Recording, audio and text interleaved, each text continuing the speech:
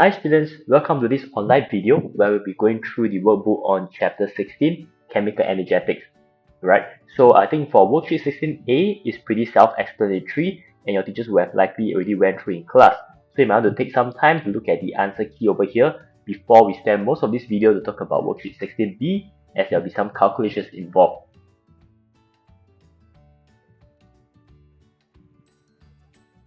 Alright, as you're looking through this page, take some time to focus on some of the keywords that's being used over here, right? So when it comes to a chapter on energy changes, we are focusing on the release or absorb of what we call thermal energy, be it to the surroundings or from the surroundings.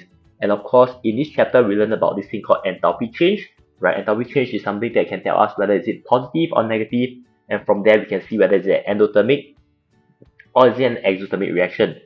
And last but not least, in this chapter is also where we learn about the energy level diagram, as well as the energy profile diagram, right? So the energy profile diagram compared to the energy level diagram, I would say that the key difference is that in the energy profile diagram, we do indicate what we call the activation energy. That bump that you see over here, that hump that you see over here, this is represented by the activation energy, and this case is for an endothermic reaction.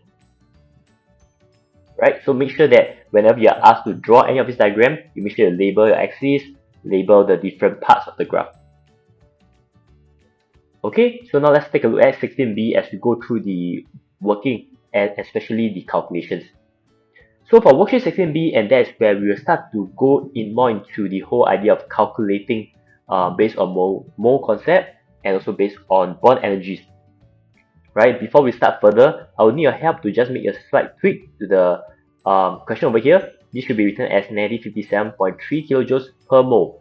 So what this means is that for every 1 mole of the reactants like HCl or NaOH, this is the enthalpy change that we're looking at. So if let's say you have a different mole, then you actually affect the enthalpy change that you're looking at. So for example, let's say now the reaction involves 2 moles of the reactants, right? So in this case, because it involves 2 moles of the reactants, this will mean that this time round the enthalpy change will actually be equivalent to negative 57.3 multiplied by 2, and that will give us the value of the enthalpy change if it's a 2 moles of reactants, right? And so on and so forth, depending on how many moles you're looking at. So in this question over here, based on the question, they say that there's 200 cm cube of 0.2 mole per dm cube of HCl that reacted with 100 cm cube of 0.150 mole per dm cube of NaOH. Now, a bit of a recap from what you have learned in Sec 3 in your mole concept. When you are given the values for both reactants, that would mean that actually there's a need to determine which is the limiting reactant, right? I'll just put LR, which is limiting reactant, because remember the examples we've been going through, one of them might be in excess, and if it's in excess, it actually affects how many mole of the product is being formed. So first and foremost, the usual step is to convert all your values to mole, right? So over here, we are converting the HCl from 200 cm cube, we divide by 1000. This is to convert from cm cube to dm cube. Okay, that's why divide by 1000 and multiply by the concentration. This will give you 0.04 mole. Likewise, do the mole calculation for the NaOH, right? And you'll end up at 0.015 mole. So the next step is where you start to bring in the limiting reactant concept, right? In case you've already forgotten, for limiting reactant, what we do is that we take a look at the two chemicals in terms of their ratio.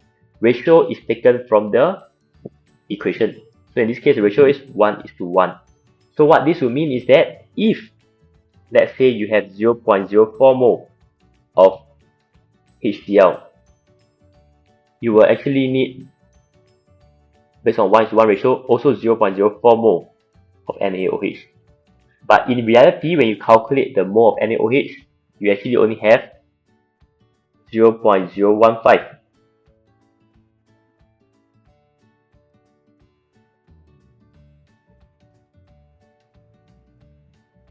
This will mean that actually you don't have enough of the NaOH because you wanted 0.04, but there's only 0.015, and therefore that's how you conclude which is the limiting reactant, right? So we take a look at this example over here. Instead of doing the calculation, so either you can write what I write over here in this maroon box, right, based on the comparison of what's going on. Or you can actually phrase it out in this sentence that you see over here based on the question, this red color box as well. Okay, either way, you should be able to conclude that the NaOH was the limiting reactant. Now, once you found that the NaOH is the limiting reactant, that's where things get easier. We can actually use the NaOH to help us determine how many mole of the product is being formed, so and so forth. So now we actually don't care about the HCl anymore, because that's what we call an excess chemical. Right? I hope you're remembering all these things. So, how do you calculate enthalpy change now?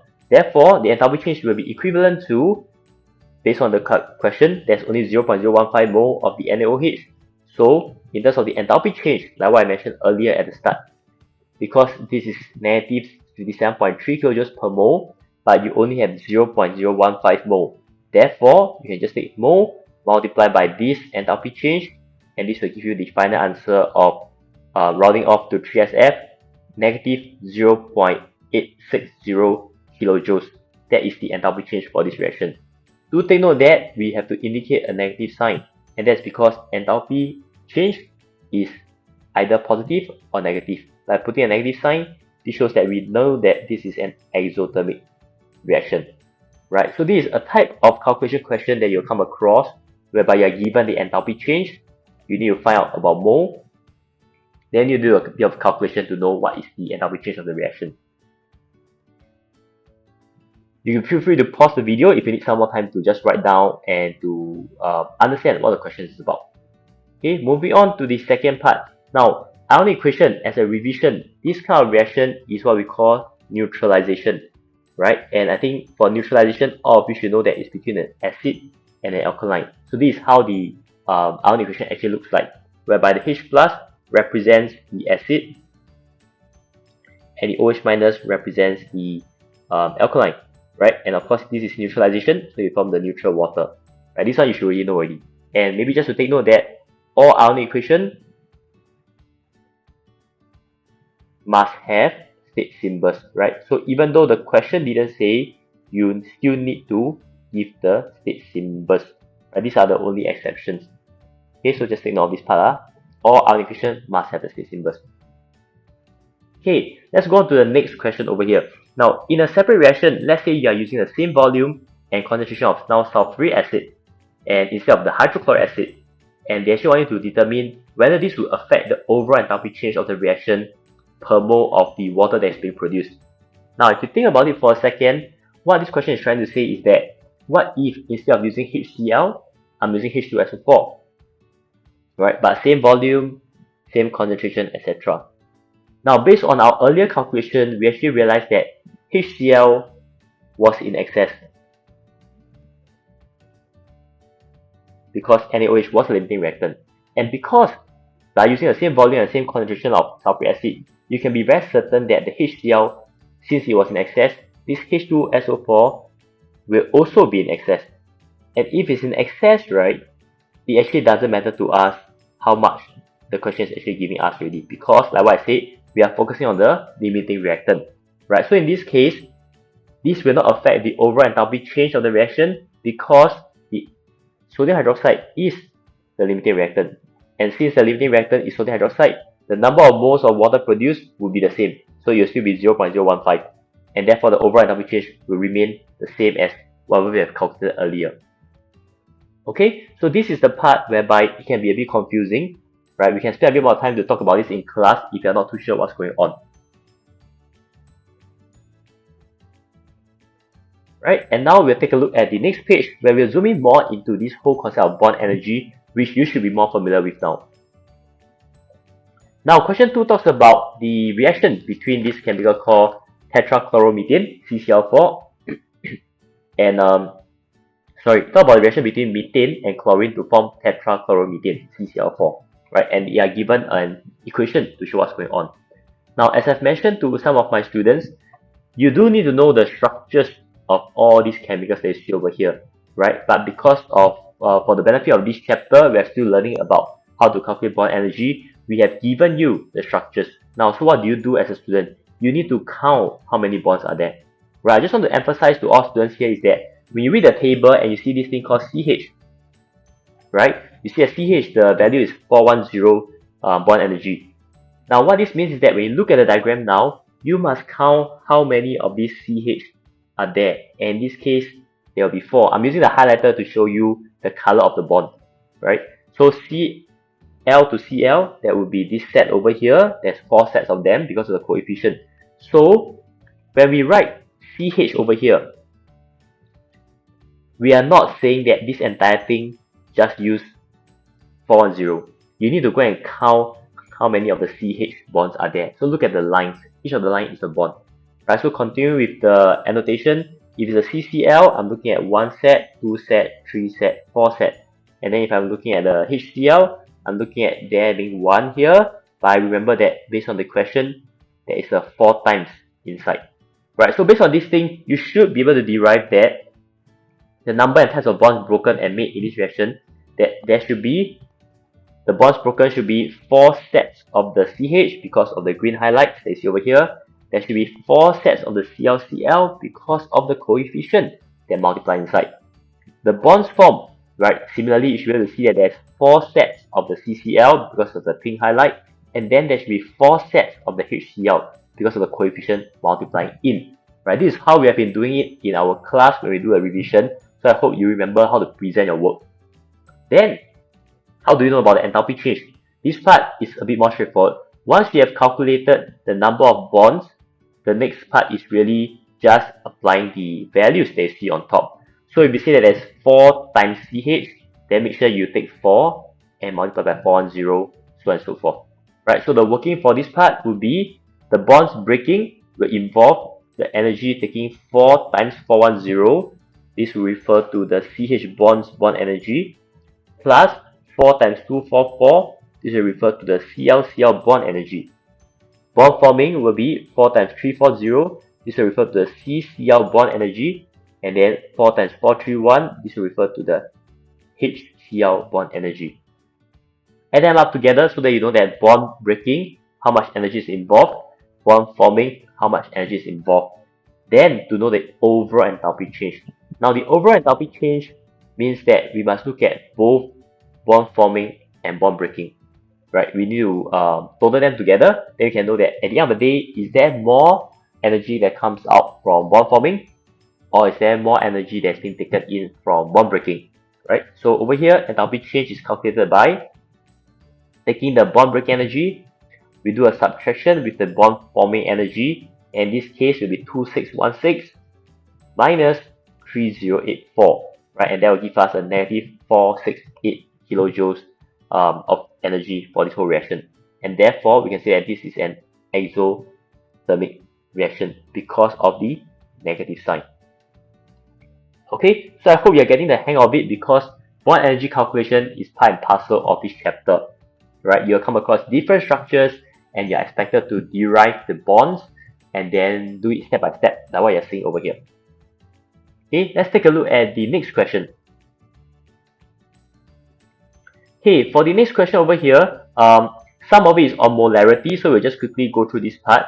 Now for C part 1, right, the question is saying that if there's 400 dm cube of CCl4 that's being produced in this manner, what volume of chlorine gas is required for this reaction measured at room temperature and pressure?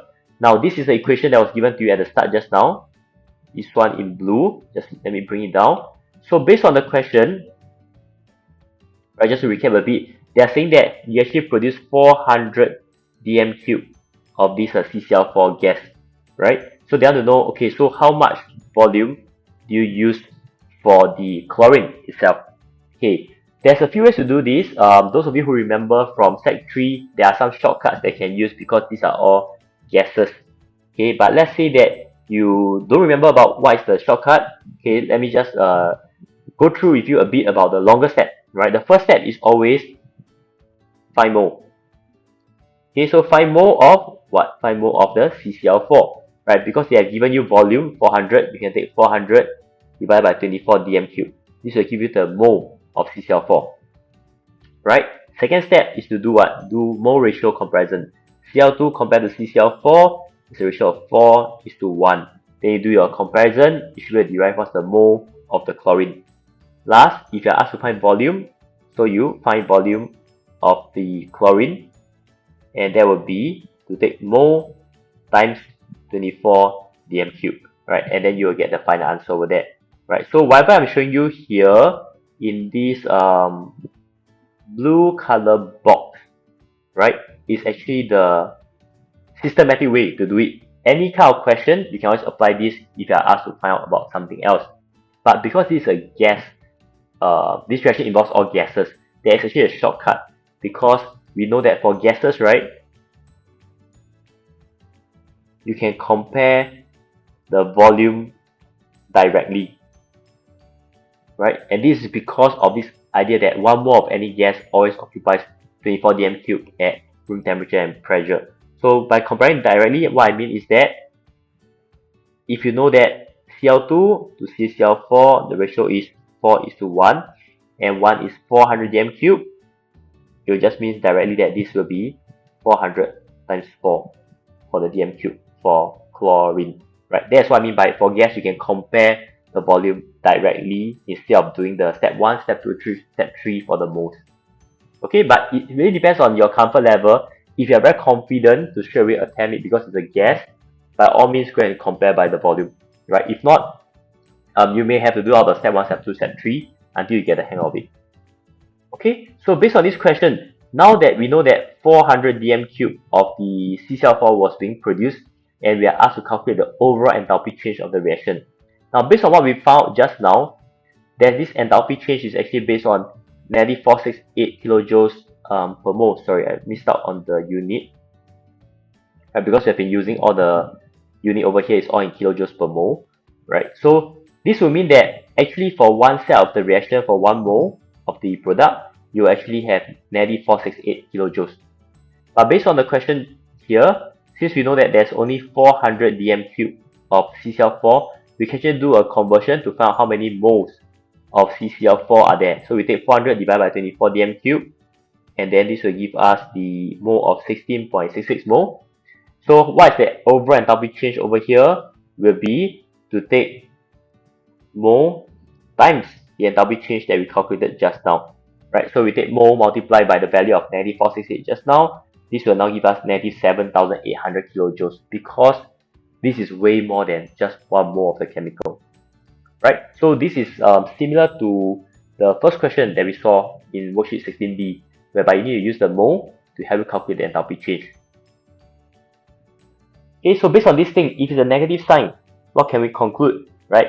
We know that this is exothermic. And if it's exothermic, what does it tell us about the products and reactant, right? Remember, exothermic, what it means is that in terms of the energy level diagram, it's actually something like reactant, there's a drop in energy, become the product, right? So based on this symbol, we can actually see that, oh, that means based on the value of negative 7,800, we know that the reaction is exothermic. That means the products actually have less energy than the reactants. That's why there's a drop. Okay, so I think that's something that you should be able to derive. That's what the question is referring to over here when they ask you for the product and the reactant. Okay, and then we will go on to take a look at the last question for this particular worksheet, which involves some bond energy calculation as well. Right, so for the last question over here, you actually have to first balance the equation. Now, balancing is part and parcel of chemistry, which means that regardless of the kind of chapter that you come across, you'll be expected to write chemical equation, expected to balance, and you'll be expected to do mole calculation as well. Right, so how to balance this entire thing, just a recap. We can go atoms by atoms. So if you see that carbon here is 5, you start to put a 5 here, you start to balance back and forth. So give yourself some time now, you might want to pause the video, right? But after that, doing the balancing, you should end up with this set of values 8, 5, and 6. Okay, then similarly, we are supposed to now derive the bond energy, right? The question has given us the structure for the compound called pentane, which is C5H12. Similarly, I'm just going to highlight the bond so that you can see for yourself, okay? So in the CC bond, right, how many do we have inside pentane? There's 1, 2, 3, and 4, right? So you need to count how many are there. Then for the CH bond, how many do we have inside pentane? There's 1, 2, 3, 4, 5, 6, 7, 8, 9, 10, 11, 12. So in total, inside pentane, we know that there's 12 sets of the CH bond, and then there's 4 sets of the CC bond, right? This will help us later on. Okay, of course, you must also know about our oxygen, right? Oxygen, we know that is O2. That means each oxygen inside, there's this O double bond O. And then we should also know that your carbon dioxide has this C double bond O. So there's this C double bond O. There's 2 of them in each of the carbon dioxide. And last but not least, we know that OH is for water molecules. There's also 2 of them. Okay, then now is where you need to take note of the coefficient, right? If the coefficient say that there's 8O2, that means there's going to be 8 sets of this pink color highlighted bond. If the question says there's 5 CO2, then there's going to be 5 sets of this CO2. That means you must multiply accordingly to know how many C double bond O there's going to be. If the question says there's 6 sets of this H2O, similarly, you need to apply it to see how many is there going to be in total. Don't just take it that it's 6, so you just take 6 times OH. That means you never really care about the structure of the water. You must think about the structures. Okay, so bonds broken and bonds formed, as what we have mentioned earlier, you need to count them and you should be able to derive what I'm showing you over here, the number of bonds. Then the next step is the calculation of the energy. You should also be able to derive, do it slowly, make sure there's no careless mistake. The bond breaking and the bond energy, the bond breaking and the bond forming will involve this set of energy. And then we end off with what is the enthalpy change. So enthalpy change will be equivalent to bond breaking minus the bond forming. So this will be the value that you end up with. And because you look at this thing is negative, this tells you that this is an exothermic reaction. Okay, and same thing, I missed out on my unit over here because the question actually mentioned at the start that is kilojoules per mole. So we need to make sure that our units reflect based on what we are given. Okay, so this should be the value that's been given. For bond energy question, please slow down, calculate properly, double check our answer. Don't end up taking the wrong number, putting it down, or end up calculating the wrong numbers of bonds. Okay?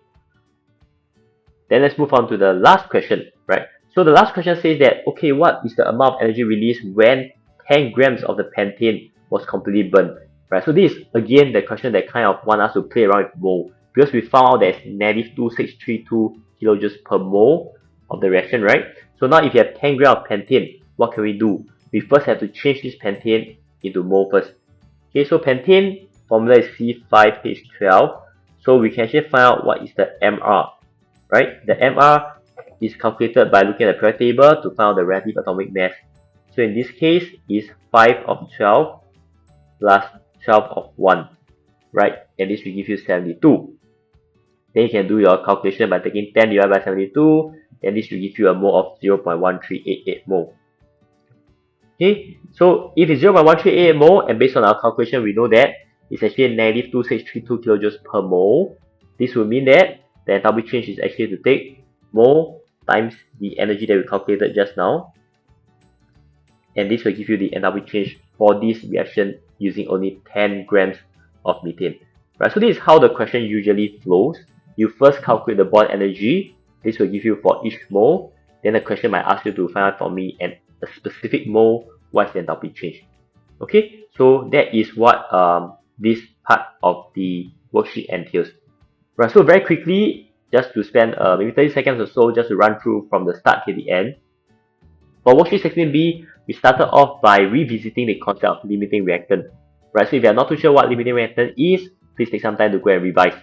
Okay, then we actually apply it to calculate our enthalpy change. Right, so that's where we use the mole multiplied by what's calculated for us. Then thereafter, in the next few questions, we actually start to calculate the bond energy ourselves. And similarly for the remaining parts.